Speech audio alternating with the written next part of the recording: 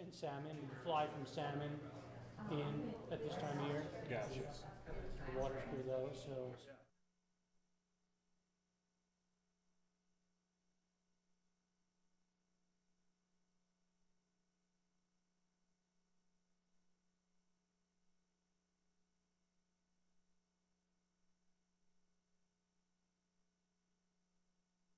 Middle to north of Idaho. Sweet. So Definitely recommend it. I have to confer with you for 2 seconds here.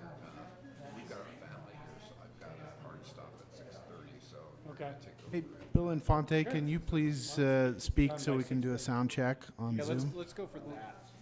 You'll be, that'll be the mayor of the year. What's your thoughts on it? I still believe this is a golden opportunity to get some funding to do some really cool things. So.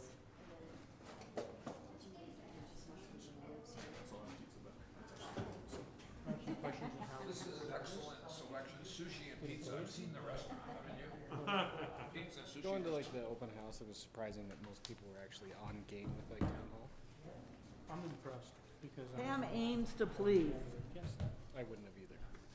So what is our TV protocol? Is it just a work session? Is it beyond grassroots? Yep, and we normally, Pam, are we gonna do roll call? I think we should just to make sure. Yeah, I think that was, Should. I didn't Bomb bring in meeting a roll on call TV. sheet, but. Steal a James, piece. did you hear Bill? When, did he come through? We'll just do it here. Are you sure? Yeah, but. There was a lot of noise, so. Oh, okay. All right. Bill Infante and Bruce Kimmel, could you guys please speak so we could do a sound check on Zoom?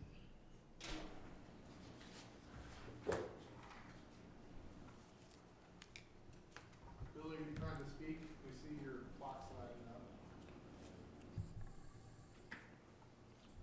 How's this sound? We doing okay, sound-wise? No, not you. They're checking in on I know. the Zoomers. I know. I didn't hear Bruce Kimmel, Or Bill. I didn't hear either. Do I have to, and Bruce is trying to talk, I can see. Yeah. Get the phone set up, isn't it? Yeah.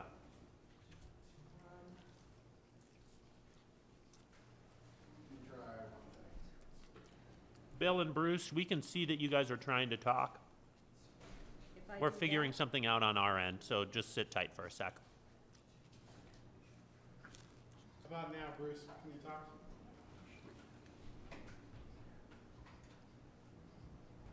Thing?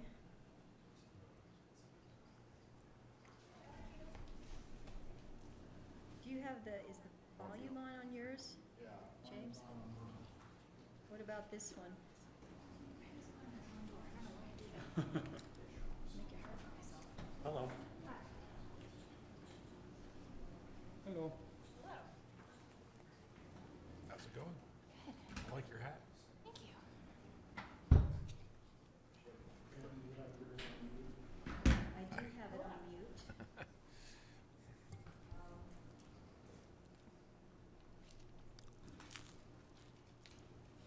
How about now, Bruce and Bill? You guys talk? So if I do this, I can Oh. hear them on mine. Oh, that's on you. Bruce Kimmel says Bill and I can hear each other Oh, and you guys, but you can't hear us. So I think that, do you want me to make that, make you the co-host? Oh, maybe that's fine. Right, Sushi pizza combo. This is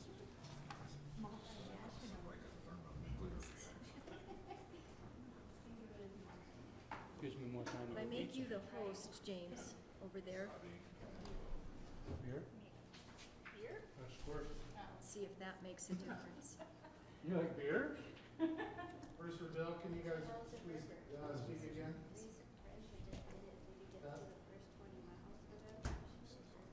With what? And those things are impossible to open. What's the, What's different this time? Better? I don't know. Stain issue. It was great. Open it at the bottom every once in a while. Yeah, see, I can see it on my computer. Bad fishing. Is that computer on mute? The You can always call them. You get the speakerphone out. Well, the speakerphone's here, but there's only one plug, right, Pam? I went to go turn the speakerphone on, and there's no plug over here. It's using. Well, we have one here. Huh? We have one here. We have a plug here we can use.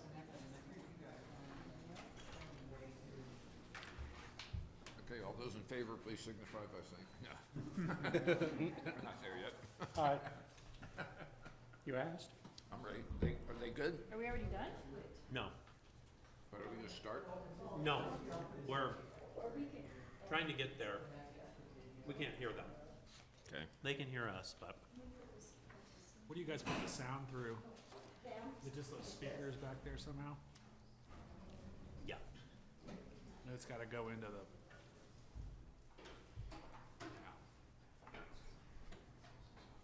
It goes through his system.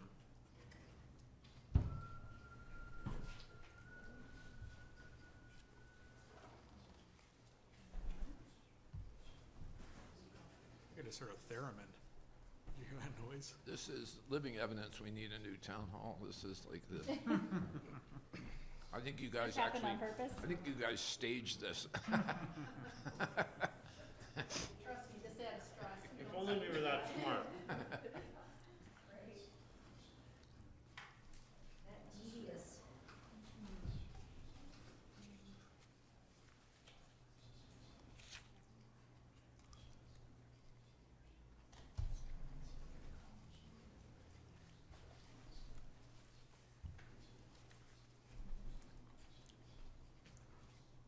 So if you get your new town hall and this happens, fire.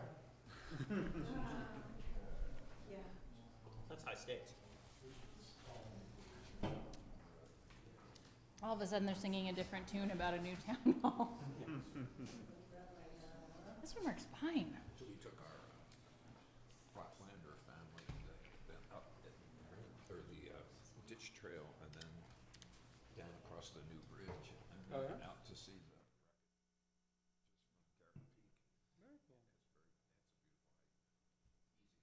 Yeah, well, I was about to say, once you get past the bridge, it starts to go uphill.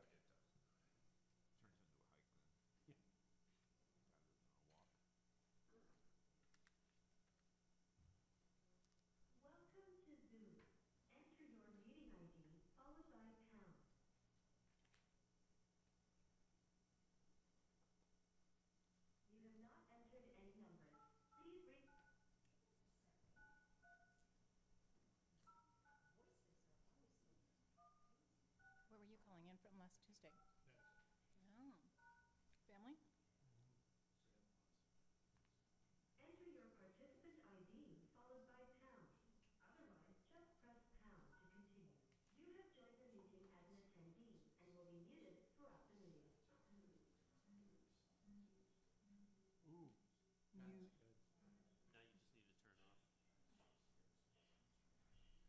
Now you just need to turn off.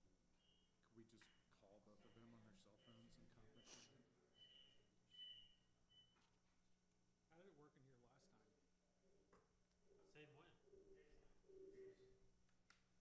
It worked, I could hear him. Yeah, so-so. That makes sense. So, James, this is interesting.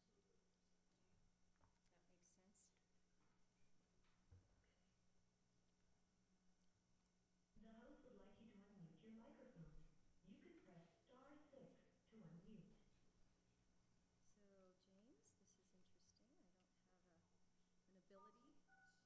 You are unmuted. Bill and Bruce, can you hear us? Can you guys please speak so we can see if we can hear you?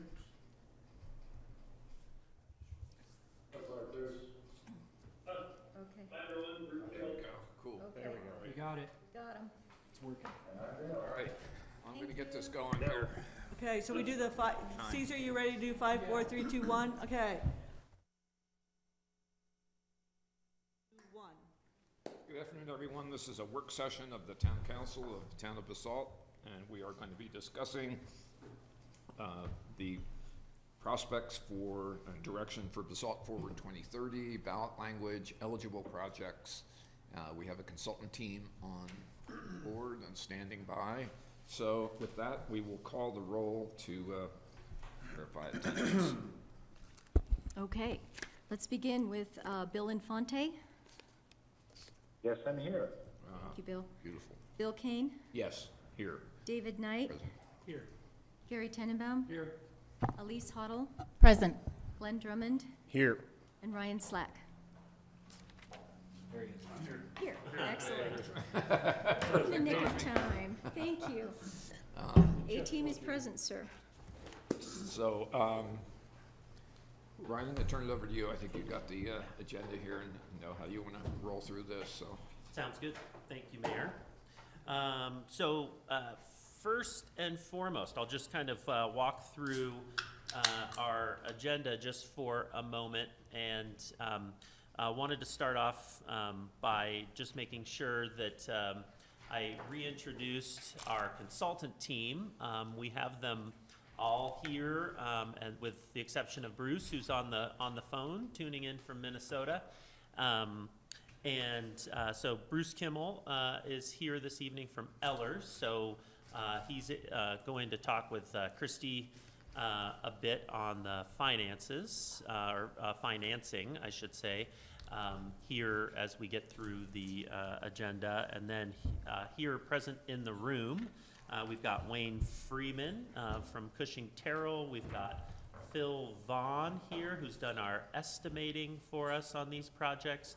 And then Bill Ray, who's helped us with the community outreach and doing the survey and the some of the work at the open house. So we wanted to make sure they were here to answer any questions. Tonight's a pretty important night for you all in the schedule that we have. You know, back when we started this, we had a pretty tight schedule, and we're nearing the end of that.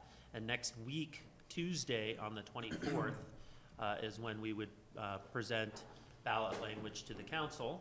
And so this evening, one of the goals is to get direction from the council on that ballot language. And in the packet, we do have some draft ballot language that we've worked on with the town attorney, Jeff, and then also Dee Weiser, as well as Bill Ray, Christy, and myself.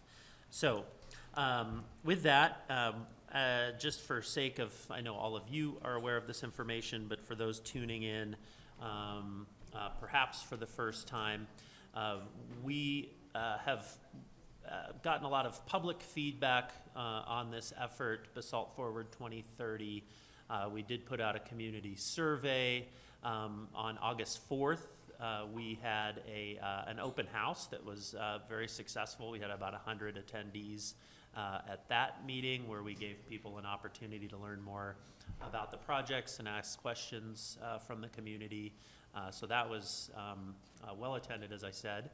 And then we also worked with our Capital Needs Committee. So for about 8 meetings over the course of the summer, worked with them on the various projects that were outlined in the facility needs study, as well as the 2020 master plan.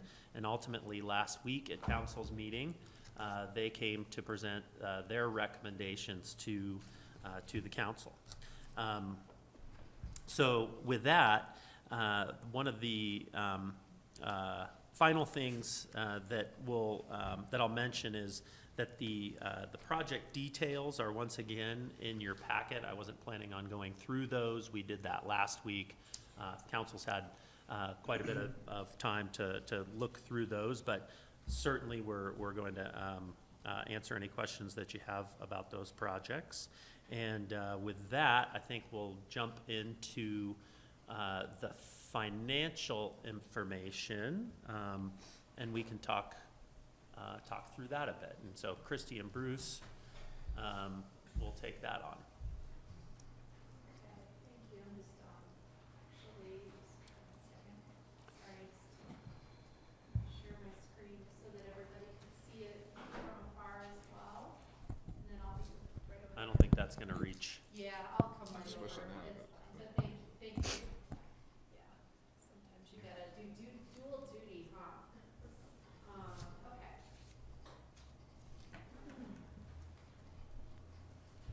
Okay, I hope everybody could see that okay. So the first thing that to talk about with the capital needs that were discussed as part of this project, there were 13 different capital needs identified as part of the Basalt Master Plan, and then plus Cushing Terrell did an entire facility needs study for the organization, and really the bond-ready projects only were $48 million in cost, plus that excludes the police department. So there's a lot of needs out there that were identified as part of the master plan process and the facility needs study. So that's the first thing to identify. So the next part of this is I'm gonna just hand it over to Bruce to talk a little bit about what would happen with a property tax initiative and how much could be garnered from the property tax side of things. Thanks, Christy, and thanks, Council. It's good to be back with you. Can everyone hear me okay? Yes. Yes. Good? Okay, great.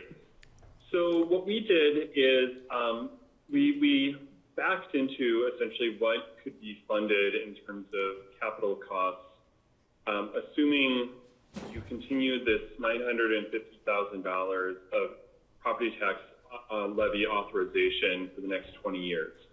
As you're probably aware, your 2014 bonds will be repaid in full after 2021, excuse me. And then you have 2 years left on your 2013 bonds. And it's about $300,000 remaining each year in debt service for 2022 and 2023. So what we did, given those parameters, is we applied current interest rates, both for taxable financing and tax-exempt financing, and then essentially backed into how much project funding we could reasonably assume given those parameters. I won't go too much into detail on the differentiations between taxable bonds and tax-exempt bonds, but just knowing that the town council and the community had significant interest in funding some affordable housing and some green initiative uses, those uses, depending on how they're configured, could either fall into the private use bucket or taxable financing being required, or public purpose with tax-exempt financing. So to be conservative, we assumed in this scenario as outlined on Christie's slide here, $6.4 million of project funding coming from taxable purposes or taxable financing, excuse me, and then about $8 million coming from tax exempt, and whether that's for town hall or something else, that's where we ended up with this scenario. So in total, our analysis is showing that you could assume about $14.4 million of project funding coming from this hybrid issuance of both taxable and tax exempt debt, and to be repaid with this continuation of the property tax levy over the next 20 years. Those bond numbers do not include the $2 million of estimated available fund balance that the town has and that we're assuming could be applied towards public purpose projects such as town hall or something else. And so if you add that $2 million to the $14.4 million, you can see how you would get to about $16.4 million of total project funding capacity given these parameters. So that is a very quick snapshot. I'd be happy to answer any questions or give more detail, but I should note that we did use conservative interest rates on both the taxable and the tax exempt, i.e. we estimated high, just to allow for some market movement between now and when you might issue bonds should the voters in Basalt authorize this extension. So if you sold these bonds in today's market, given those same parameters, you could actually yield at least somewhat more in project funding. And again, we estimated conservatively, assuming that you would have to fund the affordable housing and green initiatives in total with taxable bonds. There's some things we could do to also make the taxable financing more efficient by maybe, well, I'll get into more of those details later. Let me stop there and just see what questions you might have or turn it back over to Christy. Thanks. Thanks, Bruce. The only thing I'd add on the finance side, and then we'll take questions on the finance side if there are any, is the $2 million, that number was floated through the Finance Advisory Board, through our auditors, talking to Bruce Kimmel, all of our financial consultants, and everybody believes that that's a very conservative number to use, and what that number represents is the amount above our minimum fund balance policy amount, which is 40% of the average of the last 3 years' budget in our general fund. So that's a fairly high percentage, but we do that purposefully to make sure that council feels comfortable with utilizing any amount over that for these types of projects, one-time costs. And so that's where that number was derived. So the project budget's 14.4 plus 2? I would say, and I mean, we could say, even 14 if we wanted to be abundantly cautious, but yeah, anywhere in that range is fair. Okay. And that would be presuming that council would want to use that 2 million towards the Basalt Forward process. Do we have to disclose that in the ballot language, or that's not elemental to, no? No. Yeah. Okay. It's for discussion. Questions, guys? We can fund 14 million from, basic, continuing the mill levy. And we got 2 million on hand in excess of our required reserve. So we got 16 million to make the world a better place. Mayor, could I add one more comment? This Yeah. is just important for the public and for council to realize, is we're still at historically low interest rates when we're looking at our borrowing capacity, so that makes it much higher than a normal market right now. So that's just a point I'd like to also let you guys know. That's an important talking point for sure. Timing on all this. Okay. Yeah, there's plenty of time for you guys to come back to this as well, but I thought I'd ask Phil to maybe just come up to the table, and we'll need to get him a microphone to be able to chat there. But Phil had done a lot of sort of the fine-tooth comb cost estimating, if you will, and so Phil, I thought I'd just turn it over to you to talk a little bit about sort of that level of confidence with regard to the numbers that we have associated with these projects, and sort of how that relates to the Roaring Fork Valley, and where we stand with that, and also I think important what those numbers include. Certainly. Do you want me to do it by project or just? No, I think just in general. Yeah, please. Thank you. Good evening. Thank you everyone for the invitation this evening, and to give you a brief overview of how we put together the cost estimating for the respective projects. Excuse me, Phil, Yes, our audio guy's gonna. But you have to talk Gotcha, close talk. to it. I Sorry. will talk close to it. My apologies. So again, thank you all. Good evening. And in preparing the cost estimates for the respective projects, what we have done is we have taken the drawings, schematic drawings, really design development drawings, if you will, conceptual drawings, better term for that, from Cushing-Terrell, and have prepared the cost estimating for the individual projects. What we've done is we've taken both information from our public jobs and from our private jobs in the Roaring Fork Valley in order to accommodate these numbers. What we have done as well is we've also included in appropriate contingencies. As I had indicated to you all previously in one of your meetings, we've put in contingencies for the respective projects that are reasonable for that particular project with the amount of information we have. On Midland Streetscape, obviously a 30% contingency on that because there are unknowns on that particular project. On Town Hall, that number would be more around 15%. We've attempted to understand and take into account what we would anticipate over the next 1 to 2 years for inflationary rates. Now again, if I knew the answer to that question, I would also know the lottery numbers for this coming Saturday. So there's a lot of, if you will, really educated and informed estimating that has to occur at that particular point. And that's what we've done on each one of the projects for you all. In taking a look at the future, what we anticipate is we would anticipate, if passed, that any of these projects would primarily be designed during the year of 2022, and then construction then would likely occur during 2022, 2023, and 2024. So we anticipate design over the next year. So that does take, obviously, some estimation to incorporate what do we anticipate for 1 year of design, and then starting construction in 2023 and or 2024. So we have incorporated that in. Within our cost information, we also have incorporated in appropriate soft costs. So that would be your design costs and the like. We also have incorporated in the hard costs for the projects as well. So that would be the bricks and mortar and other items within the hard cost budgets. So that's what we've incorporated in. I've provided all those details to the committee. You all have obviously each been provided the details as well from a cost estimating standpoint.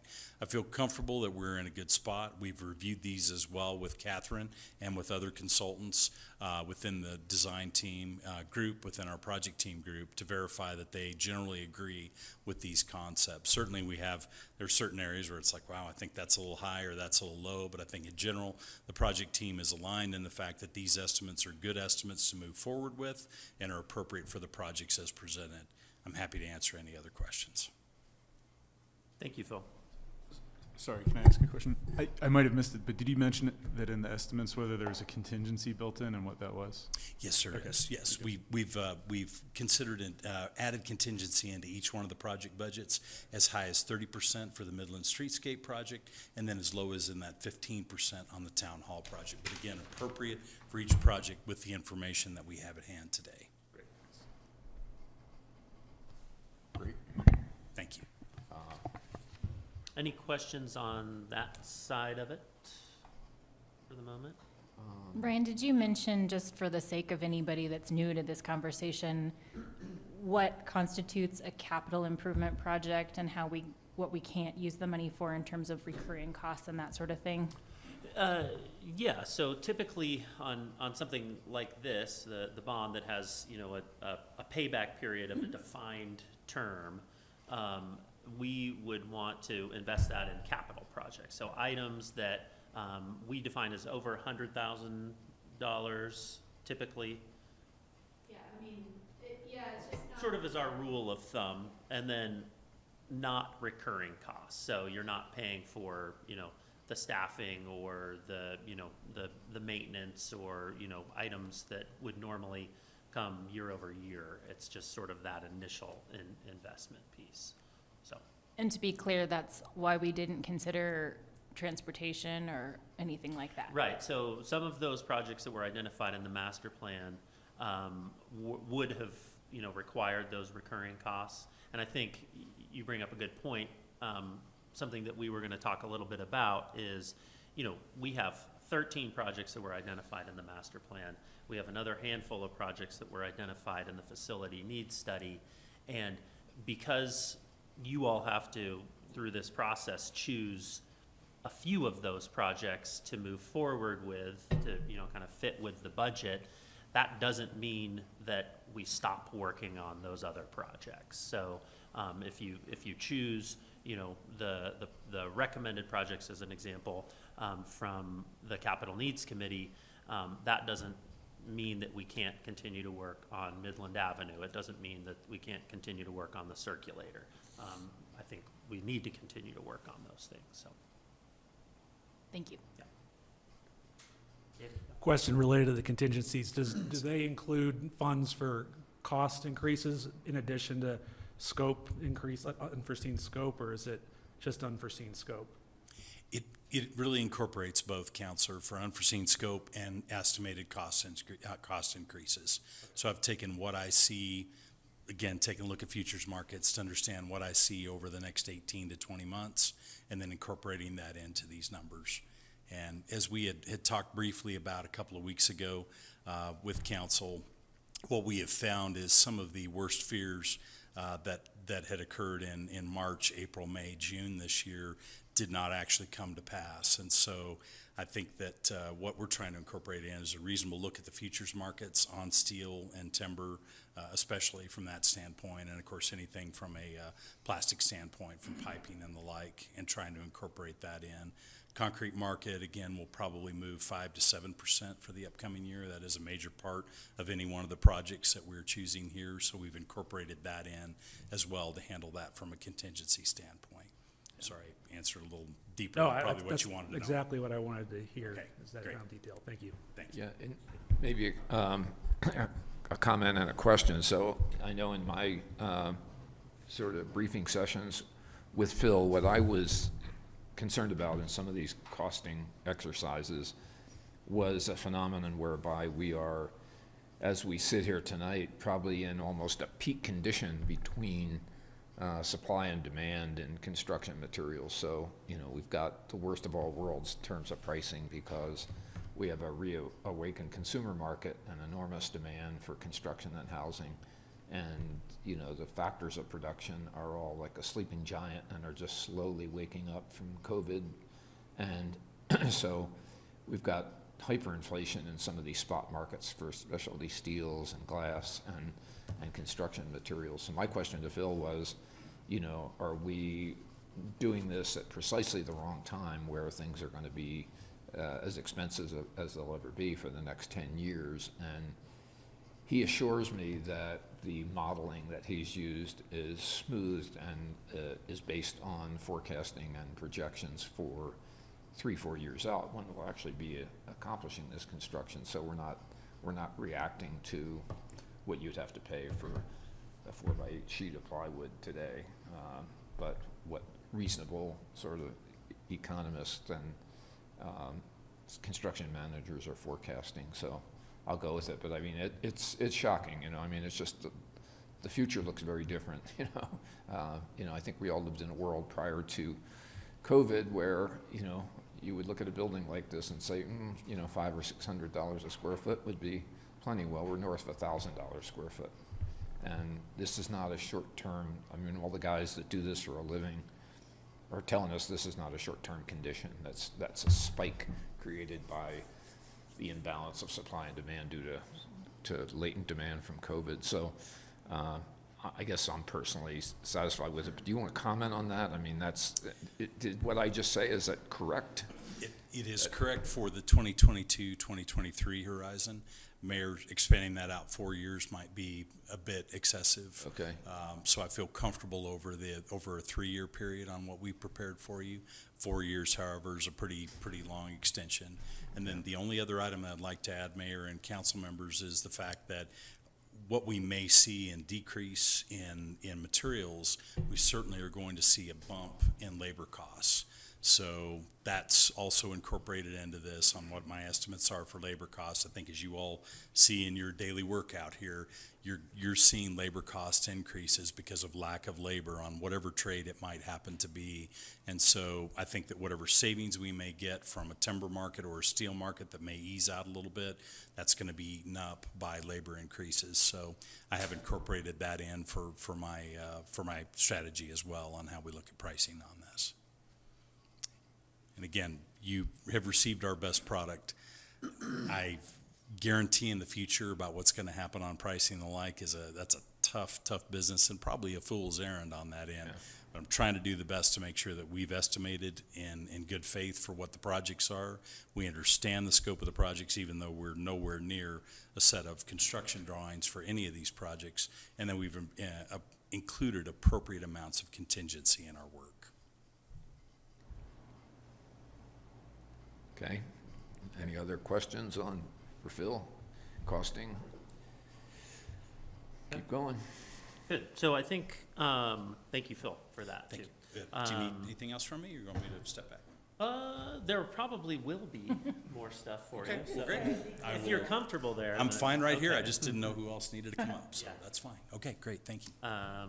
So, and then, I think now we kind of wanted to give that background and then move into the projects themselves. There were, if you will, sort of 4 projects that we had added in here, which included the affordable housing, the green projects, the town hall, and Midland Avenue streetscapes that seem to be rising to the top, and council discussions from our capital needs committee, from the public.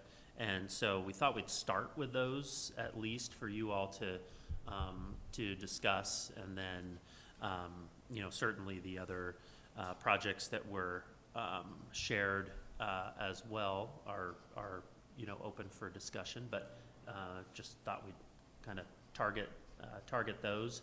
Yeah. And Mayor, if you wanted to kind of get people's thoughts on them individually, I think that's On projects outside the top 4? no, like on the initially on the ones Oh, okay. in the top 4, just so that we can answer questions and kind of see where people's leanings are, and Okay. those will help hopefully guide us to some recommendations or requests for information. So this is a work session, so we can, I've got some questions, I wouldn't say lots of questions, but I definitely have some questions, but I don't want to, I will defer to council before I launch in. Questions on the projects. Everybody see the ballot language? Do you see what is teed up for us? You had a chance to read that. There's an interplay here between the projects and the ballot language. I'll start.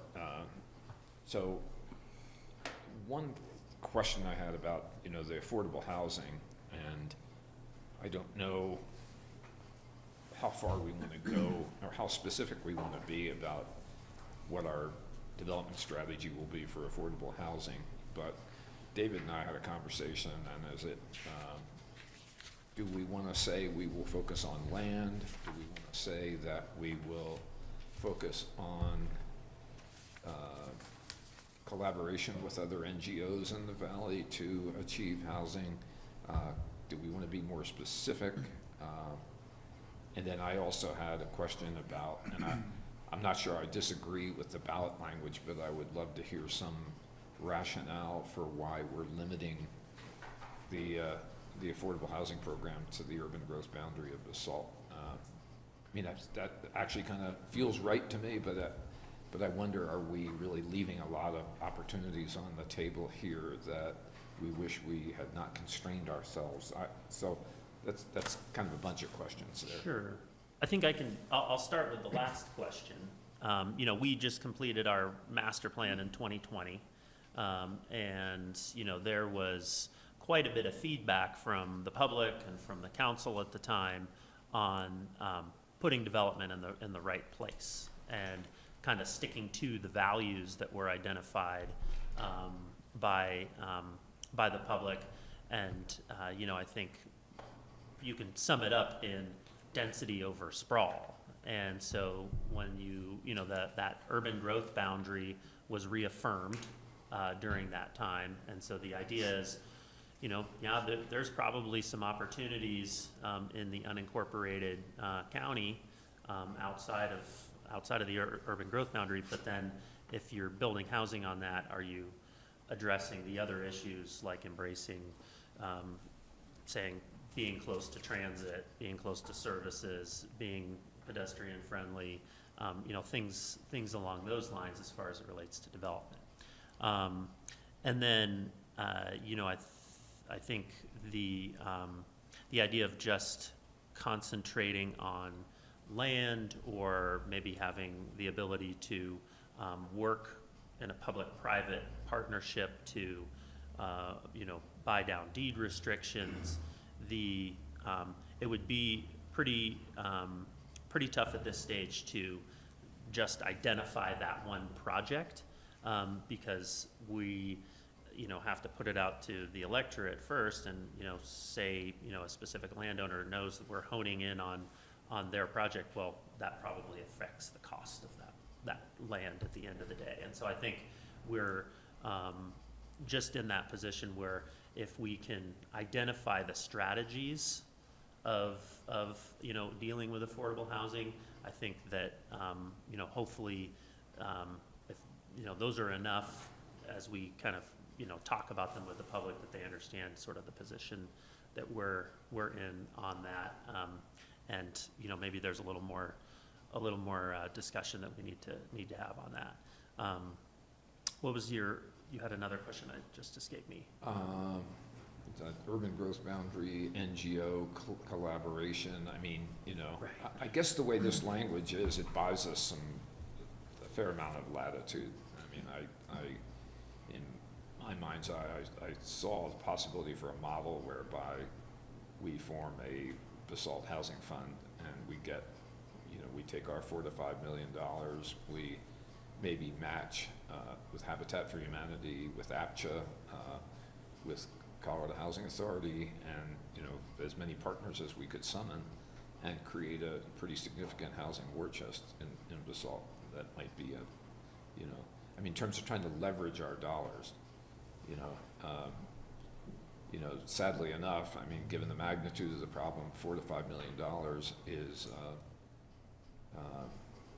just standalone isn't going to change much in the way of, it'll change lives for people that actually qualify and get into housing. It'll be a whale of a good deal, but in terms of the overall, help for employment conditions and supply of housing, it seems like, our best bet is to take that money and try to leverage it to get, as big a housing fund as we can. And I think that would be the idea. That's what the Capital Needs Committee had talked about as well. And, we have a few relevant examples of that, in the last few years, Basalt Vista was a partnership among, different governments and, Right. The nonprofit sector. The Roaring Fork Apartments is another one where the town, helped shepherd that through, just as far as the financing side through CHAFA. And so, I think that there are relevant examples that we'd be able to point to that could, I guess, give the public more confidence on, the types of projects that we're talking about.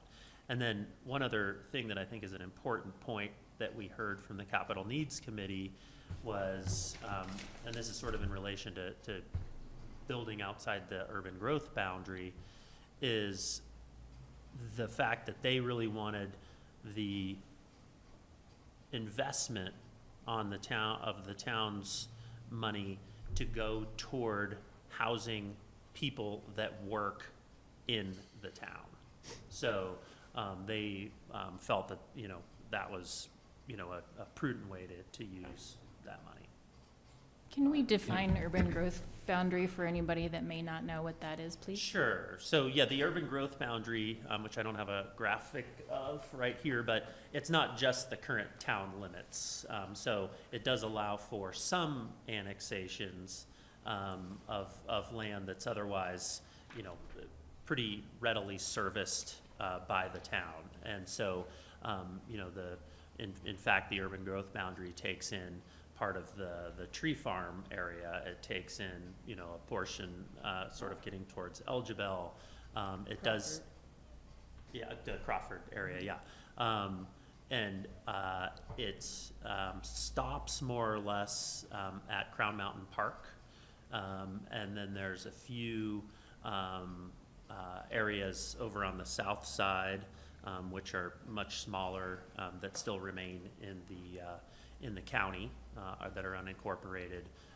There's a few parcels of land that are over on the other side of the river, adjacent to the library, and then down to the east, it pretty much goes and incorporates the ranch just at the end, and I don't think it really goes any further than that, right? It just includes a portion of the Meyer Ranch property, but not the whole ranch. Yep. So, so again, it's not big annexation, but there's still some developable parcels that again can meet, some of those values that we set forward in the.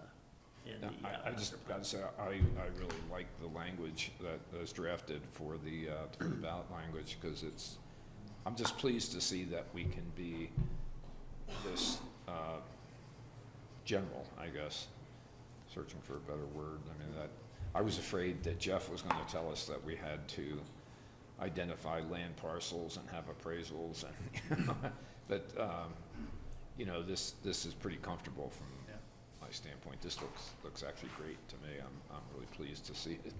Yeah, and I think it can also give the town, and the council the flexibility that, you know, for existing projects or projects that are, you know, under consideration, that, you know, you could do, some additional affordable housing in projects that are already slated to be developed. Yeah. So, you know, I think that could be an attractive, you know, investment as well. All right. David? Does the acquiring other interest in real property language, does that include buying down deed restrictions? Yeah, exactly. Okay. Yeah. So we're kind of covered to make kind of the best decision we can in the future when the opportunity presents with this language. That's right. So, Gary? I mean, you know, oh, sorry, I have to talk into I know, the mic. sorry. Hi, Mike. So, you know, I have the same questions. I mean, this is trying to sell these tax initiatives, you know, trying to figure out how to say what you're trying to say without like saying that we're gonna buy this property when we don't have a contract or anything like that. I just wanna be able to be clear, because we're gonna have to go sell it. And we're gonna have to go out in the street and be like, okay, we're gonna build affordable housing. So what are you gonna do? Okay, and then you have to talk through that. And how do you talk through that without something concrete is a tough one. Like the other two are easier. I mean, green initiatives is, you know, obviously we're gonna look for places to do more solar. We're gonna look to do more vehicle charging. That's easier. But the affordable housing thing, I worry, because when Eagle County did it originally and it failed, you know, it just didn't have the project that can really sell it. So the question I really have is, I think the good thing is now with what's going on in our area, it's a little more, you know, when I saw from the survey and stuff, it's a little more attainable that affordable housing is a big deal, but it's just, it's kind of a question to, you know, Bill and how we sell this. When we're going door to door, you say affordable housing, and it's nebulous, because there's also a contingent out there that don't want affordable housing next to them. And so I mean, no one will come out and say that, but, you know, it's there, we've seen it. So, anyway, it's a concern I have about it. I think we're in a different environment because of what's going on with the economy, but I'm a little concerned about how to sell that piece. With the other two, I'm not as concerned about. And I think one of those concerns of, you know, I don't want affordable housing next to me, you know, that got brought up in the Capital Needs Committee discussion, which is why they were really interested in using the term workforce housing, so that people, you know, understood, you know, put some context around it from their perspective. And so, you know, I think that would be our aim. And then also, again, for, you know, those workers that are, you know, the folks that, you know, people in Basalt, when they go shopping, they see them, you know, they're people working here, so. Bill, you have any comments from the long distance? Can you hear us okay? You're muted if you're.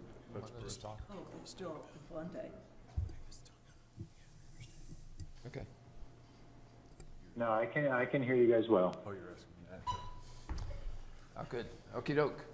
Bill Ray, did you have anything to respond then to the, like what your experience has been in Eagle County, and if that was different, same?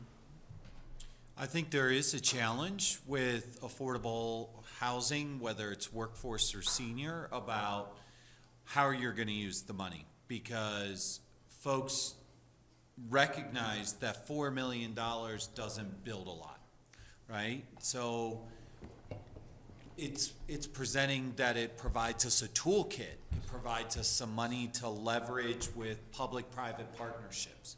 It provides the ability to have some deed restriction options. It provides different opportunities to address housing in different ways. It also provides the ability to have land, which, as our Capital Needs Committee members said many, many times, the truest way to be in the game is to have land. So this will provide access to build that toolbox of housing pieces, and I think we will help get you some messaging around that so that you feel comfortable talking to folks about that toolkit, that ability to be able to address housing in multiple fronts. But I think also from what I see from surveys, not just the one I've done here, but other ones I've done for other mountain communities, maybe it's because it's on the front page of every mountain newspaper at every moment and every Facebook post from every mountain media, but housing is on the top of everyone's mind. So the better we, kind of the more we talk about it, the more we can, hopefully show folks that we're addressing that major concern to our community and building that toolbox that gives Basalt some options to address these workforce housing needs. Okay. Yeah.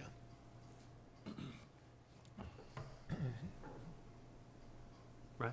Yeah, I have a question on the town hall proposal. I get our town hall's old and everyone wants something new, but the price tag has been really dragging me down lately. And, I know that's just a picture and, we're going to have a community space and it seems like every new building needs a community space. And I just wonder, we have community spaces. Is the library community space overrun? Is the Eagle County community space overrun? Is the new Takaw community space overrun? That we're overbuilding in these ways to have these excess rooms or excess. Now, I know our staff's growing. We're also getting that building. There's many ways to skin the cat. If we want to make a dent in affordable housing, maybe we should, maybe not, In all my meetings in town hall, there's been 2 or 3 that are overrun. I don't count Bennett's classes as, because that's a civil class. But, so I just wonder what we're building towards. I know we're building towards new, green, efficient, but I also worry that,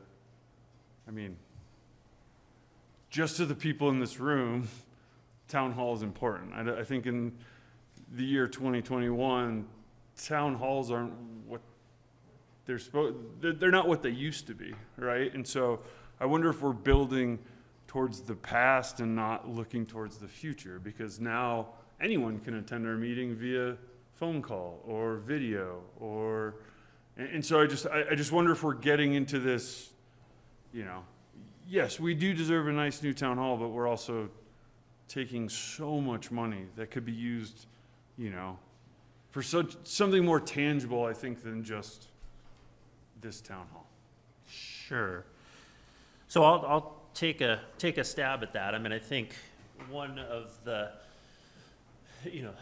items was the town hall identified by the Capital Needs Committee. We've got a 40-year-old building that was, built to residential standards and obviously with, it's pretty outdated. So some of our green goals, it doesn't meet at the moment. Could you retrofit it? Probably you could retrofit it. Put new glazing in, put different heat source or something along those lines. But then, I think at that point in time, you're doing a pretty big investment on something that then we're going to outgrow pretty quickly. We've been very conservative on the staff that we, have that runs this town, and there are very high expectations on the level of service, which, we're proud to provide, but that means that we have, folks that work, a lot of hours. We have, new programs that we're looking at bringing on that, are going to require more people. And so, if we start putting those people here, there, and everywhere, then you start to disjoint, that communication, which is really important for us to, have, contact, with one another to be able to, do a lot of these projects that we do. So, I think that staffing piece is just a, big part of it. I think you're probably right that the pride we take in our civic buildings anymore has, changed from what it was in the 1800s when you built a big, significant, stone building that was going to be there for 200 years. But that being said, I think, as far as that sort of, civic pride, this is still an important park. And, I think it's an important part of the community. And we're not looking to put a community space where people are having parties and things like that here, but we get calls very frequently for people that need a space to teach a class, they need to do a training, and the library is not available. You have RMI, but that's a private deal, and they're not necessarily renting that out to just anybody. And so, I think we are somewhat limited on those spaces. And so, if we had a place that was kind of more appropriate for those, and you had the proper technology, that we see is in demand now because of these, hybrid meetings and the like, I think it puts us in a better position. And, whether we do it now or we do it some other time, eventually, this town is going to need to, reckon with the fact that, you've got people that are your biggest asset to provide those services, and where do you put them? And so I think that's the challenge. And it is a big price tag, I would agree. But that price tag probably doesn't get smaller over time. And, I think the opportunity presents itself. And, through those discussions, it seemed like it was a project that was rising to the top with the capital needs, so. I'd Was like that- to respond. Yeah. Yeah, I think it's an excellent question, and it's the same question I've had when I saw the first sort of pass at the numbers. And, I guess my take on it is severalfold. One is that the first cut at this is really a place saver for money. I think we've got a lot of work to do in the future for precisely programming this new building, and I appreciate Terrell Cushing's work, but it's an initial cut. I think that the budget and will be influenced by ultimately how much we want to build, how big this critter's going to be. Secondly, there's a value engineering phase that we'll go through, and I think that the budget for that building can be pared down, and probably pretty significantly. But I also believe that this building has served the community well for many a moon. And I know Augie Reno and Dave Gibson, I know the guys that designed this building in 1979. I'm pretty sure it was built for about $25 a square foot. That was about it. It was the glue lambs, it was T111, and then lap cedar siding, it's pro panels, thin gauge metal roof. It's done a great job. It is honestly kind of an energy hog. It is not in keeping, it does not speak well for our community. It doesn't sort of reflect our values and what I think we really stand for. I think it's a really worthwhile project to build a new town hall that reflects the modern sort of era of what municipal government means for people, which are a lot of the things that Ryan talked about.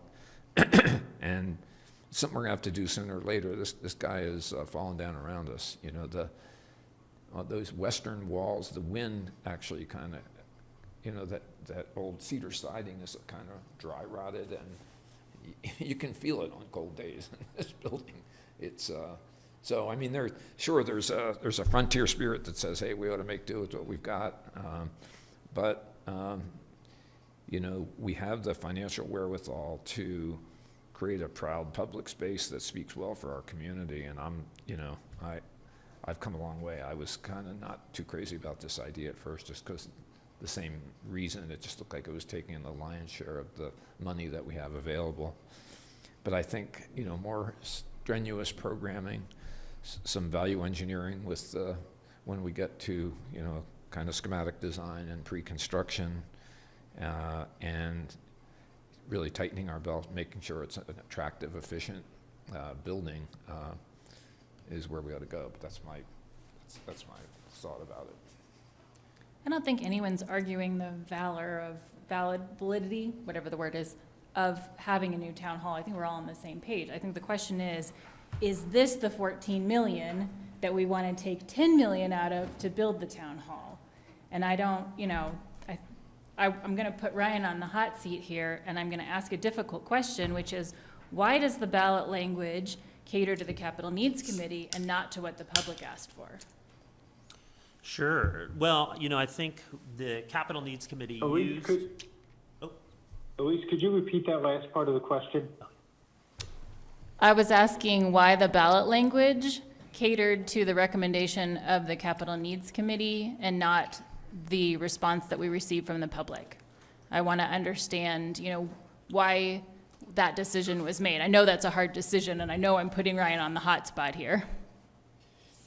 Yeah, sure. No, it is a good question. I think something that the council kind of wrestled with at the last meeting as well, because we did hear feedback from the open house and from the survey, and that was you know, some of the information that was used by the Capital Needs Committee as well. And so the difference of the you know, sort of level of information that went out to the general public in that survey versus the Capital Needs Committee is they were kind of digging into the details of the projects and understanding not only, you know, what does each one entail to build, but what are the different financing mechanisms for each one.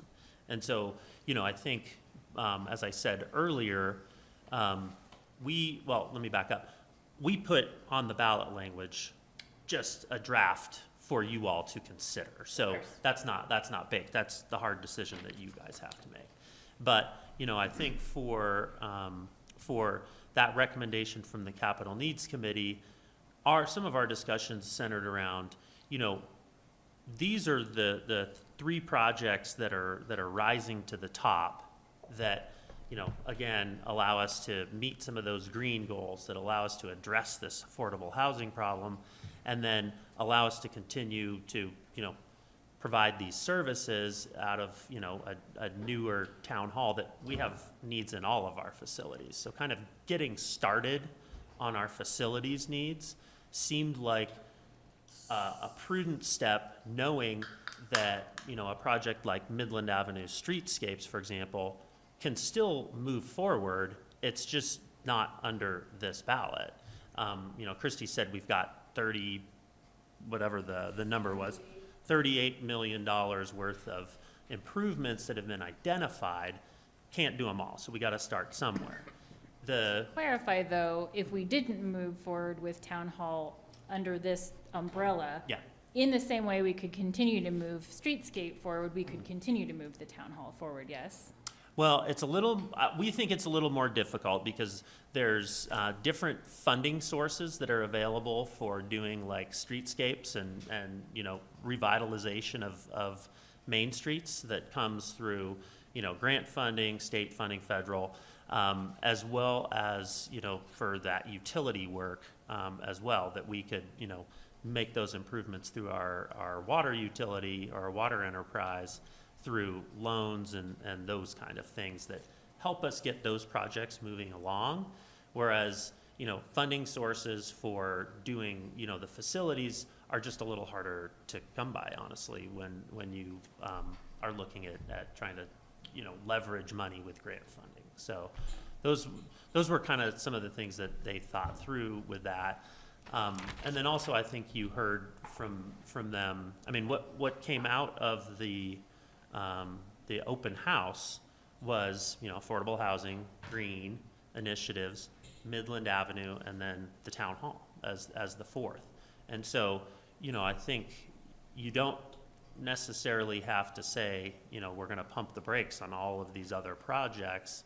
Let's continue working through. But you know, trying to fund our facilities is probably pretty challenging. If we, you know, in a few years try to come back and say, all right, now we've got to build all of them because we're really behind the 8 ball, and, you know, they're that much more expensive, and then you've got to talk to the community at that time about a tax increase. So there was, you know, some of that strategy that just, you know, had the town hall rising to the top and making sure that we're sending the message. It's not necessarily one or the other. I think Elise's question actually surfaces a question about how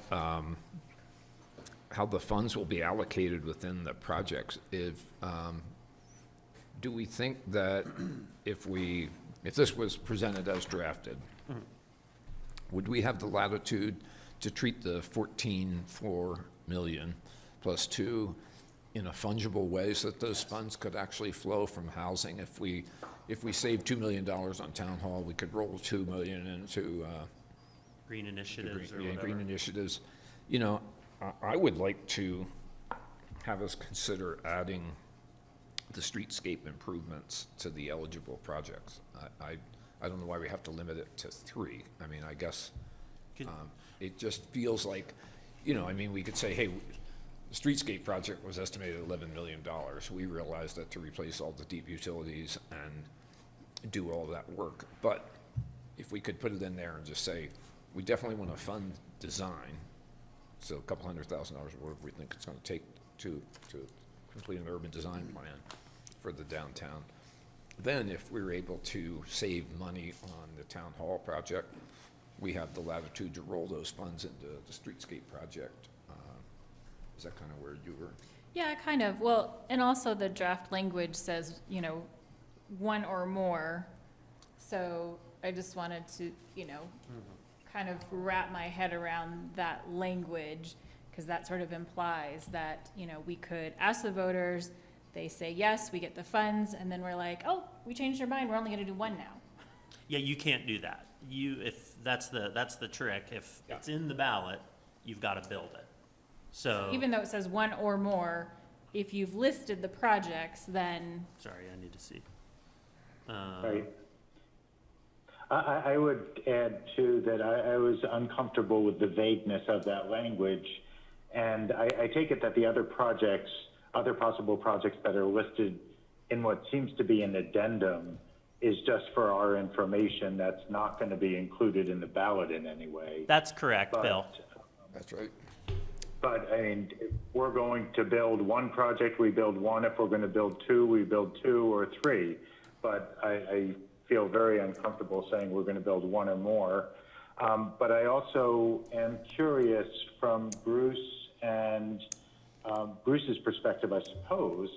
I share Gary's concern, having been through a very torturous process of overt hostility directed at affordable housing that a group of Mid-Valley folks directed at an affordable housing project. And, you know, I just kind of wonder, if we run into the same vile NIMBYs again, we could be sitting on a very plausible scenario where we don't build any affordable housing because it gets shot down in the court of public opinion.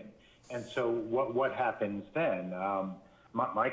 You know, the derivative concern or the extension of that concern is that we're going to be sitting on a pile of cash that we can't use for the affordable housing or for any of the other things, frankly. And then what happens? Well, Bill, I think if we're unsuccessful due to neighbor opposition or NIMBYism or what other obstacles we may face, I think we always have the option of buying down existing inventory, buying free market units and applying rent control or deed restrictions on existing inventory.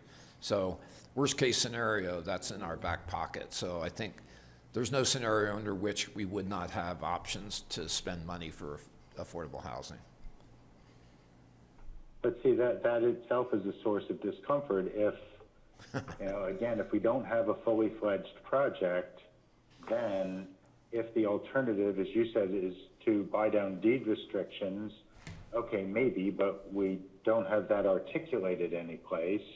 And if the other alternative is to buy property, pre-existing stock, you know how I feel about that. I don't think that we've done a good job managing our operating, and therefore I wouldn't I don't think support we're it. advocating it, I'm just saying, I think the doomsday on housing is that, we buy existing inventory and, put price appreciation caps on and rights of first Joe, refusal. you kind of broke up a little bit, I'm sorry.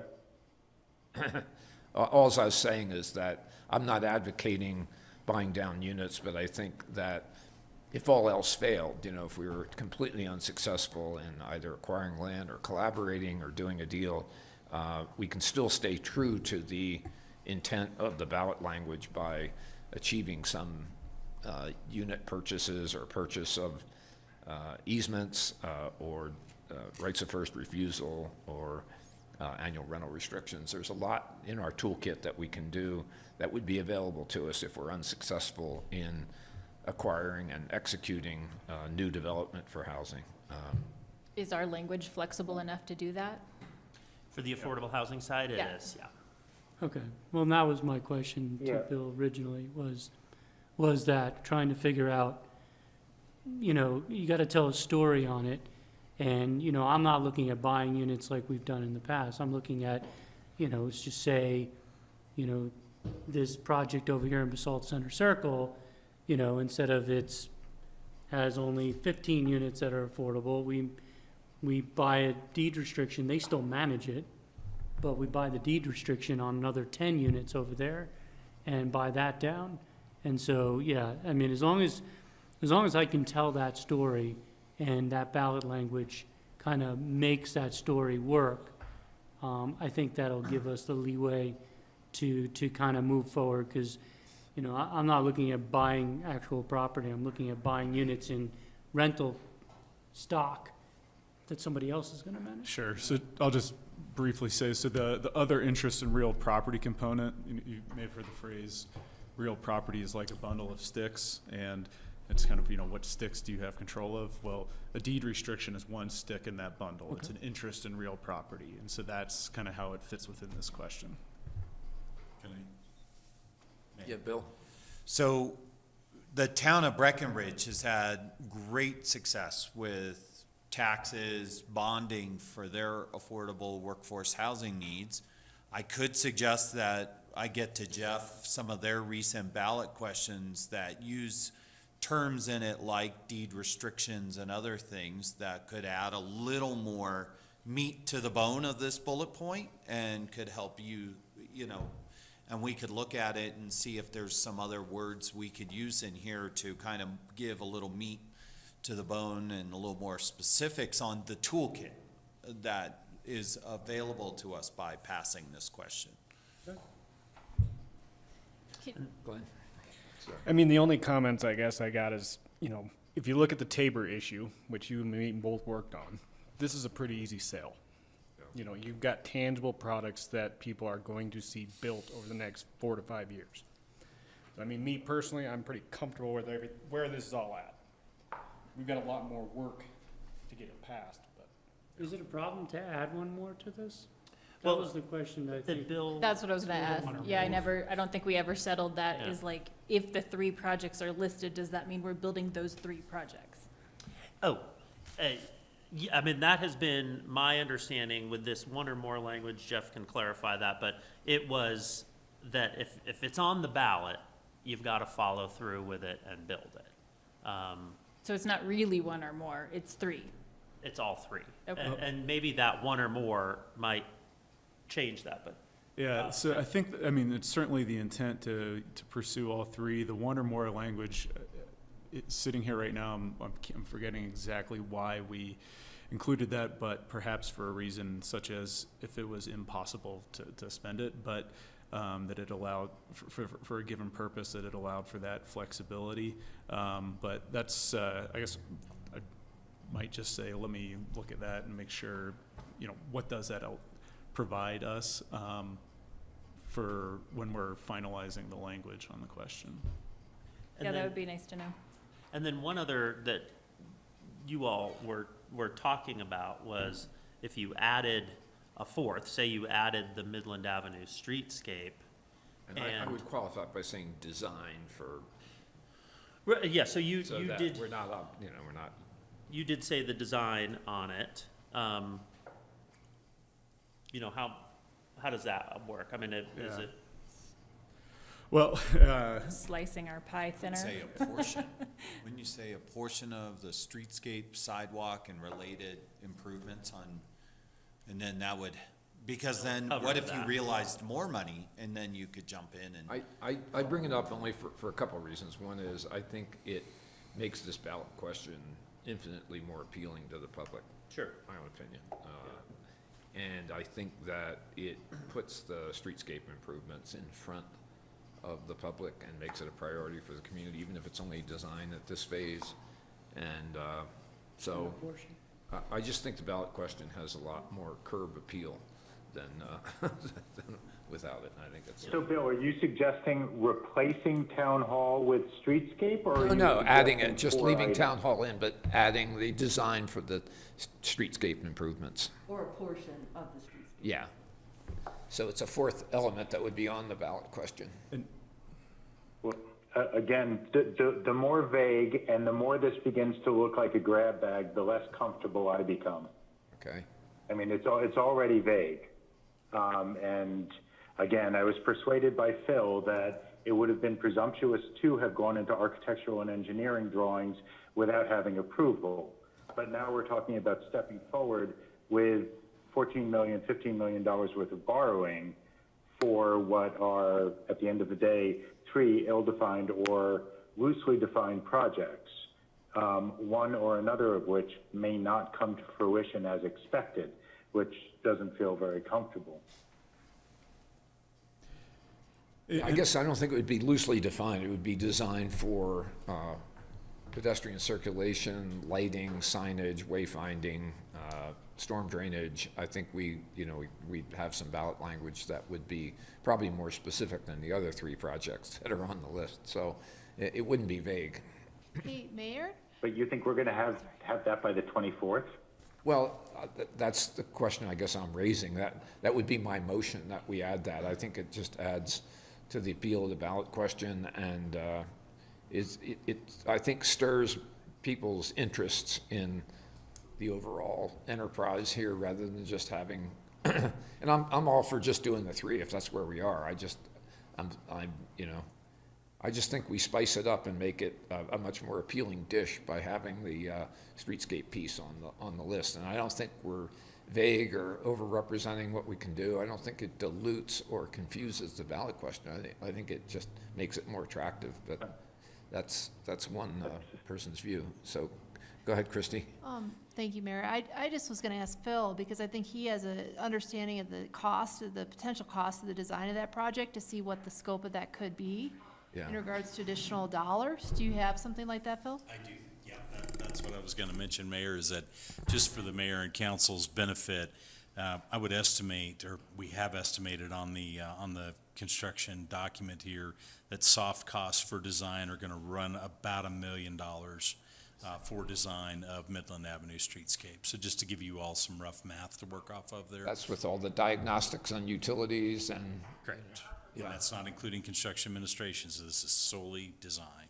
We'll be in about that $1 million range for architectural and landscape design, and then, of course, the engineering design itself. All right. I hope that's helpful. Well, that seems to fit nicely, since we found, at the beginning of this meeting, we found $2 million that we didn't know we were going to have in this. So that's the way I built my houses. I've always found money somehow. So what do you guys think? I don't know. I kind of expressed where I was at. I'm in support of moving ahead with where it's at right here. Okay. I agree. I think the scope of the 3 here is Okay. good. Sounds like this is. I still have questions, as usual. You what? Still have questions. Oh, okay. Okay. Well, I it's not the hill I'm going to. I'm totally pleased with the ballot language as it is. I just was offering that as an improvement, and if you guys don't see it, we ain't going to do it. Support it if it was if everybody else is and not opposed to it. Okay. Did you Well, had questions? I'm not against adding the Midland Streetscape, I think that it's something that we need to tackle, and I can see the benefits of, you know, having a hard and fast design ready to go in order to go out for grants. I can see that being, you know, a good starting point. But I'm still really confused about, so if we have 4 items on this list, are we then cutting our pie into 4 slices? And, and I guess what I don't understand completely specific to town hall is, so we've estimated that at what, 10 or 11 million dollars, $10 million. So does that mean that we basically are saying, okay, we're gonna take $10 million for town hall, and then workforce housing, green initiatives, although I understand that green initiatives could be, they're not mutually exclusive to town hall, but for the public's sake, you know, clear lines are easier to understand. So are we taking 10 million, we're building town hall, maybe there's green initiatives incorporated in that, and then we have, you know, 4 million left for streetscape or, you know, workforce housing or additional green initiatives. I mean, I guess I just don't understand like how this all kind of like gets chopped up and divvied up. Sure. So I will say that in the budget that we have that Phil did for us for town hall, that's all in, and so that includes it being a green energy efficient building, standalone, $10 million. That includes, you know, our town hall services plus all of our development services. So it's taking 2 of the projects sort of identified in the facility needs study and tackling those. And then the you know, as we said earlier, you know, that the money is fungible, but, you know, I think the closer we stay to completing those projects in toto, you know, the more we stay in line with what we've asked the voters, unless, of course, there's a savings on one of these projects, and then it's like, oh, great, well, then let's do a value add on these, you know, green initiatives or the affordable housing. So does that get to your? Yeah, but I mean, I guess what I'm trying to wrap my head around is like, so, you know, the voters pass, we have these 3 projects, like as they are now in the draft language, let's say, and are we essentially saying we're putting 10 million to town hall, or are we saying we're gonna put some portion of 14 million towards town hall and we'll look at other funding sources? We don't assign a number in this ballot language for that reason, just because, you know, we're working off of cost estimates. We think the cost estimates are solid because of, you know, the work that Phil has done. But, you know, I guess the idea is to spend, you know, I mean, we're going to use those estimates as we're starting to work through the projects if they get passed. Can I? Let's say town hall cost 8 million. You get it done at the end of the day for that. You still have the ability to go, okay, what's more important? Do we buy more affordable housing? Do we buy more land? Like, you'd still have the monies there to be able to do that. So if you do save money by building town hall, you could still use that money elsewhere. Yeah, no, I understand that, but I think what I'm hearing and what I'm trying to clarify is if it costs 10 million to build town hall, then we're essentially committing 10 million of 14 million to town hall if town hall remains on this list. Yes, that's right. Or you could look at it. Guys, Placeholder. but we've already communicated some notional price targets and budgets to the electorate and to town council. So if we keep adding things, it's very easy to see that we are going to exceed the $15 million that we're borrowing. In short, I would feel very comfortable if we keep it simple and if we simply accept that we're not going to please all the people all the time. Give them 3 things. It will demonstrate our commitment to honoring their wishes and will as expressed through the master planning process, as expressed through the variety of public solicitations. And for those who desperately want Midland Townscape, they're going to have to wait for the next bond issue. Okay. Good enough. I think we slayed that one. And this is the first of the bonds that are sunsetting. What's the nominal amount on the second set of bonds that expire in 2023? Oh, in 2023. Did you hear that, Christy? I'm sorry, what the amount? The second set of bonds in 2023 that Yes. expire, Yes. what's the value on those? Roughly 600,000. The remaining, you mean? No, the Total. total bond, like the I'll bond have to- amount. I'll look that up really If quick this is for you. 15, Yeah. the other one was We're renewing both Renewing both. Yeah, in this one. in this one Right. set ballot. yeah, because they were both under Yeah. this one. They were just spanned. Yeah. Uh-huh. It was Two originally issuances. 5,010,000, Yeah. Okay. so. And then the other one, for 2014 that is expiring this year was originally 1,888,000. So, Okay, we're making some headway here. We're sticking with the 3 projects, I got another question. and, go. That's allowed. So I'm gonna move on now to green projects. Are we ready for a change of pace? Sure. If we use the word, and maybe that, Bill, this might be a question for you. If we use the word including, does that mean that we are doing all of those things again? No, sorry, Counselor. The word including there is tantamount to saying Such as? such as. Okay. Yes, that's right, right? Jeff, would you agree with That's that? the intent, yeah. And some of the thinking on these bullet points was to keep them as concise as possible while still allowing for them to be used for the uses as contemplated by all these projects. And Bill was pointed that out repeatedly as we were working on them. This needs to be a nice, concise language, and in any event, that was one of the considerations. Yeah. Okay. So if there was some new and fabulous green technology that arose in the next 2 years, we're not excluding that from this, with this language? That's correct. It says, and other clean energy improvements. I think that would capture Well, what's clean- ahead that we don't know about. Yeah, but I mean, clean energy is actually very specific. I mean, there's plenty of things that fall into the realm of green initiatives that are not energy. I mean, there's waste, we received a letter from a member of the public asking about purchasing open space. That could be considered a green initiative. So I'm just trying to wrap my head around that flexibility again, in case something amazing presented itself. We could take clean energy out, I don't see, and other improvements would. Well, as long as saying including is just saying such as. I'm comfortable with that. I think we were trying to not say green twice in the same sentence, but yeah, Fair enough. Yeah, it does equal such as. Okay. Still the tax increase with. Okay. So where Yeah. would we like to go? Well, I think think we what, got- I think council seems to be aligning on their thoughts as far as, from my vantage on what you'd like us to bring back, which, if I'm understanding, are the 3 projects that the Capital Needs Committee had recommended and that we find here in the main portion of the ballot language, which includes the affordable housing, the town hall, and the green projects.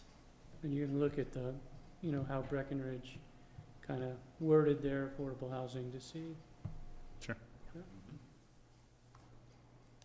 can I ask a question about the 2 million, that we had in our general fund balance, if we were gonna look at including that in the budget at this point in time, or Well, yeah, but that would not go into the ballot language. not go into the so, ballot language, right? Yeah. Okay, but- yeah, but, yeah, I mean, that could in fact Right. impact the scope of. Yes, it would impact the scope. Right. That's right. Why do we say 15 million when we've been talking 14.4 this whole time? So 14 million is the bond portion. And we just talked to the Finance Advisory Board, their last meeting, about available fund balance and looking at the potential of utilizing some of that fund balance in addition to what we could realize from a bond, from the But sale is of that the bonds. 2 million? Yeah, correct. Okay, but that still doesn't equal the 15 million of the bond language. That's what I'm confused That might be a good Oh. Bruce question. He sent an email explaining that to us that I. Oh, did I but miss if that Bru- today? No, Sorry. No, to staff. Internally, sorry. yeah. But if Bruce is there, maybe he can. Yeah. I think part of it was to be a little conservative in some of kind of the tax versus non-taxable allocations potentially of it. And I Right. think it also had to do with the interest rates, right? Yeah, the variation. Hey, Bruce, did you hear that question? Could you rephrase it? I Sure. caught some of it, but I'm not quite sure I got all of it. She was asking why, since we've been talking about the 14.4 million or 14 million, why the ballot language states the $15 million number? Yeah, so the 14 or the 14.4 million is what we're estimating could be generated in project funding, whereas the ballot question really talks about the par amount or the principal amount of the debt. And I think in the numbers that you referenced earlier, Christy, we were estimating a par amount of about 14.7 or a little bit higher than that.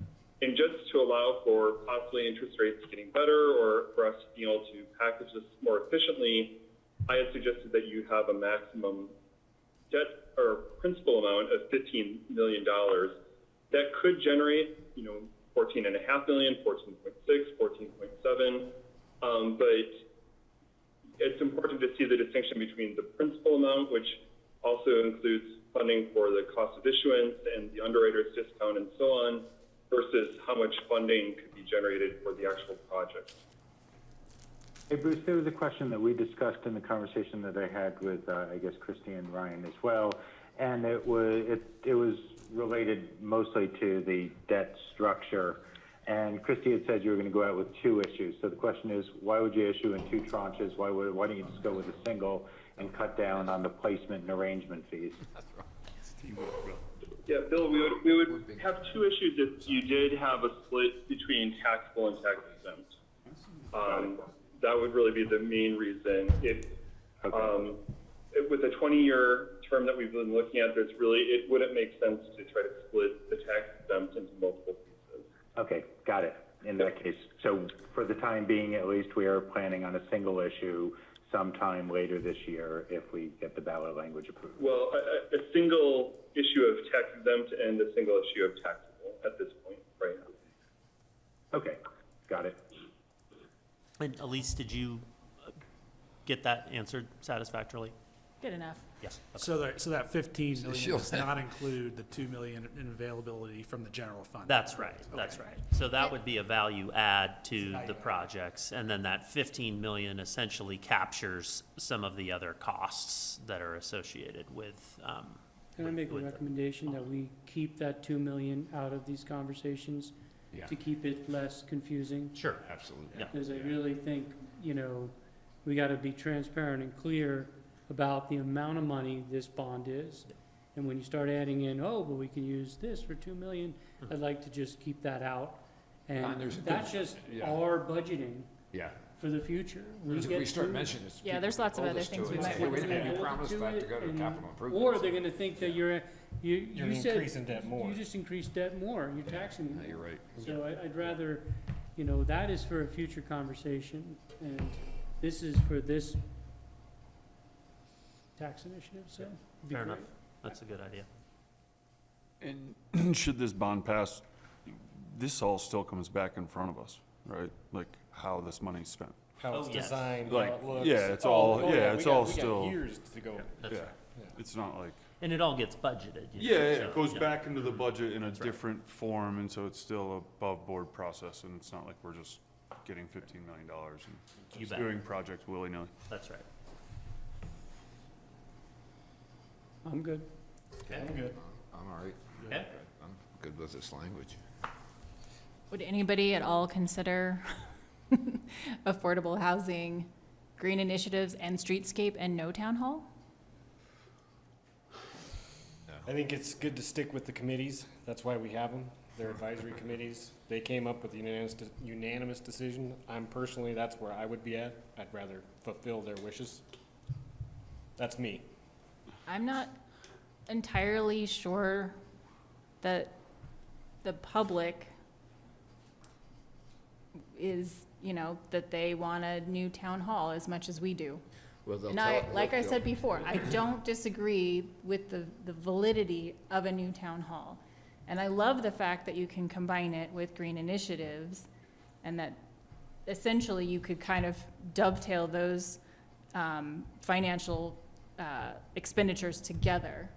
But I'm really hung up on the fact that affordable housing, workforce housing, whatever we want to call it, came in not just number one, but also number two at the public. It's something that we desperately need. It's something that we have a serious problem with right now. I am constantly seeing postings on the new rentals on Roaring Fork Facebook of people looking, and there's no responses of people offering. And so it's not that I don't want a new town hall, it's that I'm very concerned that of $14 million, $10 million is going to a building that does not directly benefit the public. Obviously, all of the work that everyone here does is so worthwhile and so important, and I think and I hope the public sees that, but the direct influence isn't there the way that workforce housing would be. And I hate to say it, but I think Bill is right about the streetscape too, that I think that is, something that they see more directly as well. So I'm just throwing this out as an idea. That's why we're here.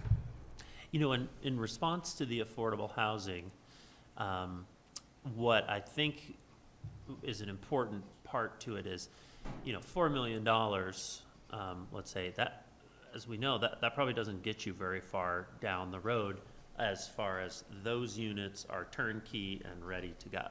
I think it's an opportunity to then leverage that value with partnerships, and that's really where you turn, $4 million into, 10, 12, $16 million, because that's what it's going to take for, the building, the infrastructure that's in addition to those land costs, as an example. Or, as Gary mentioned earlier, you're, taking that money and you're buying down, deed restrictions that make it affordable.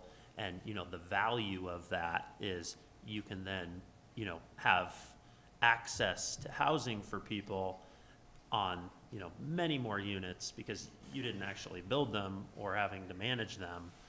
So I think that's the notion on the affordable housing piece, is it's not just that value that we're showing to the voters. So I think that's an important, piece that we're going to have to make sure we discuss with them so that that's understood. Yeah, I understand that, but I'm still conflicted. Yeah. Okay. I feel you.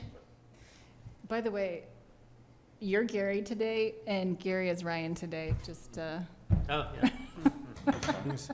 So now you got to run the meeting. Sorry, Gary. Time that baby down and adjourn it. So, Are we done? Are we done? I mean, honestly, we have one more chance to discuss this. Yeah, so you we can think about that. It's just that it's hard when I'll have to admit I was a little surprised that town hall in both came out higher, but I think I got around to the same thing you did, was this is a major green initiative, and it is also a major facility need. We have a lot of them, and this is a way to accomplish that without raising taxes. This is just refunding, it's just redoing bonds that we already had. So to me, I would think this would fail if we were asking people to raise their taxes to do this, but if we can play around with the extra money that we get, so we don't potentially have to spend it all on the town hall, that, in the end, if we can do $5 million, $6 million of affordable housing, and we use some of our fund balances to help with the town hall piece, that's how I got around it, because I do look at this as a massive green initiative, because if we can house all these employees in a very energy, I almost thought we should say a net zero town hall. Thought about that too, yeah. But I didn't want to set a bar that we potentially all of a sudden, Phil looks at us and goes, well, you just added $2 million to your cost of building this building, but we can make it pretty darn close for this. I think I would rather have that leeway a little bit.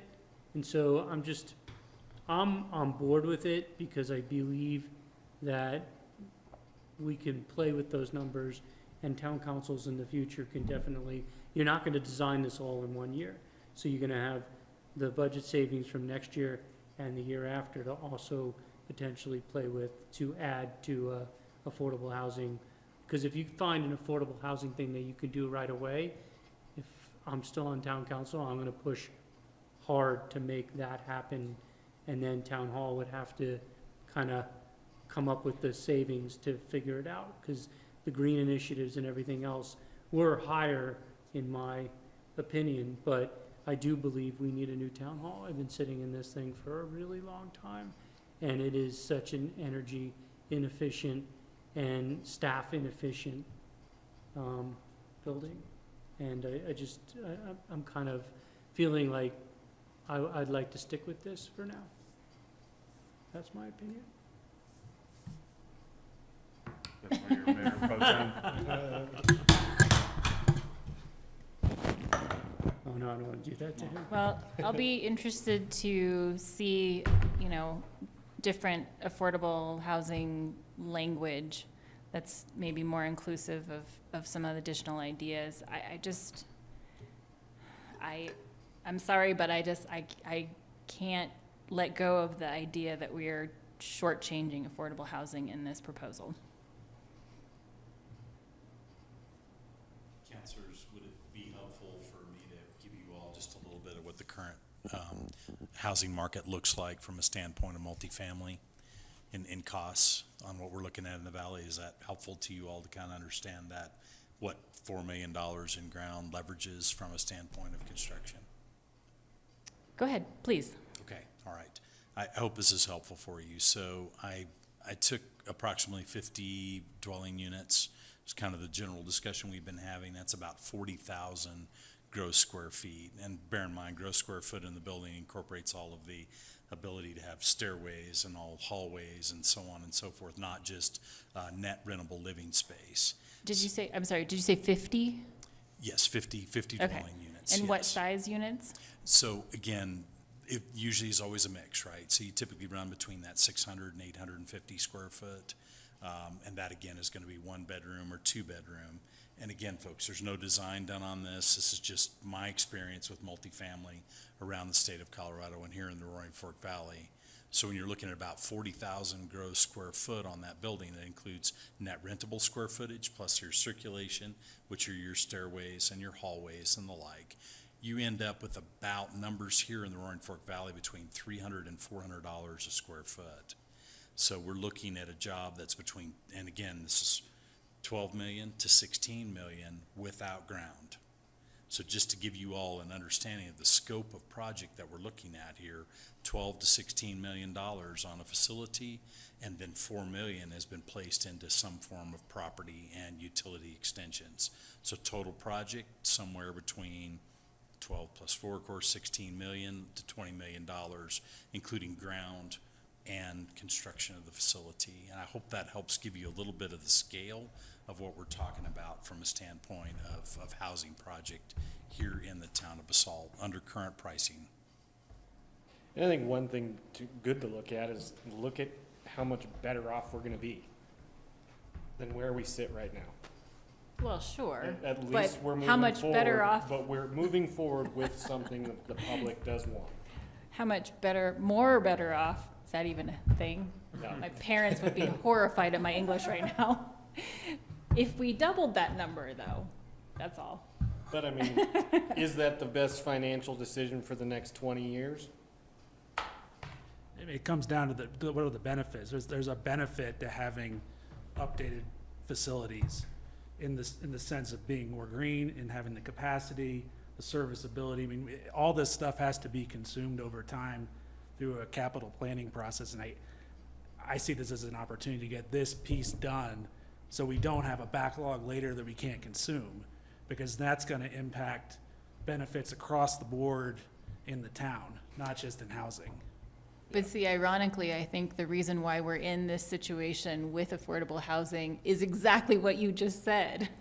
There's definitely a need for more housing, and that doesn't get any smaller. That backlog of need, or deficit of housing, if you will, it doesn't get smaller. But I mean, we're going to try to tackle that too, with this. So a little. You're dealing with priorities that are just that are just really difficult. I mean, because green initiatives too. I mean, you saw this summer how hot it was, how smoky days. So why don't we put $15 million into green initiatives and knock down the energy needs of, a significant portion of the town? So it's like, it's a really difficult thing, but I'm trying to figure out how to solve so many different needs at once. And I look at what the county did and the city just did, and I look at the city as they went overboard, in my opinion, a little bit on town hall, and what the county did was they didn't, and it cost $24 million to do what the county did, and they did not build for the growth of any employee. They did it for their existing staff. And I'm hoping that we can, when we get into the design of that building, we can really be more constructive, to get to your point. Can we do something different and something where we could potentially knock off a little bit of that? I feel that maybe we can, but I give Phil a lot of credit. He wants to be careful, and you have to be pretty contingent on something where an architect doesn't hand him a design. And so I'm looking at all the different priorities of town, and then we had a committee that came out saying that town hall's a pretty good bet, because they did have a question. The Midland Streetscape, I think a lot of people like, but they don't understand, like, if we start building that, the disruption to the community that will have for a summer is pretty enormous, and then 2 summers probably. So I think it's something that has to happen over time, because the utilities, I see other towns dealing with utilities that are 60 years old that are failing, but I think we can do it potentially in phases differently. So I share your pain. This has been a very difficult piece, and the great thing is that we actually have an opportunity to do something. This is not a desperate situation. We have a chance to renew some bonds and do some great projects. So how do we prioritize them is a tough one. And monies might become available with the infrastructure package that was passed. I mean, there's a lot of unknowns out there for tackling Midland. Yeah, no, I think, not as concerned about Midland. I'm just using that as an example of, like Gary said, this is a hard decision, and I want to, acknowledge the efforts of the public to in the participation, and I want them to feel heard. And, I also understand, speaking with all of our business people, how frustrating it is that people don't have staff right now, and there's lots of different things that go into that, but housing is definitely one of them. And so,